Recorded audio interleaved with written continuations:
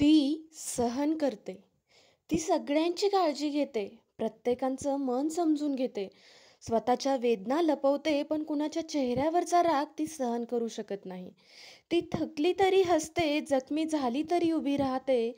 घर कोसळू नये म्हणून स्वतःचं मन तुकड्यांमध्ये विभागते. तिच्या छोट्या-छोट्या गोष्टींकडे कुणाचं लक्ष नसतं. ती बोलली तर ती अतिविचार करते म्हणतात, ती रडली तर नाटक करतेस म्हणतात.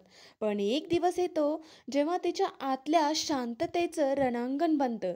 तिच्या मनाची दोरी सुटते, तिचं हसू हरवतं आणि ती स्वतःहून स्वतःला दूर करते. मग सगळे घाबरतात, विचारतात, आधी का नाही सांगितलं? पण ती सांगतच होती तुम्हाला.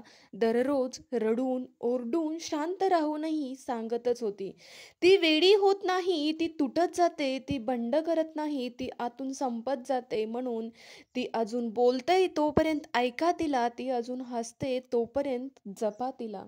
ती अजून आहे तुमच्यात तोपर्यंत तिच्या मनाला समजा, कारण स्त्री म्हणजे देवाची सहनशीलता आणि माणसाची परीक्षा. ती जपली तर घर फुलतं, ती तुटली तर संपूर्ण संसार कोसळतो.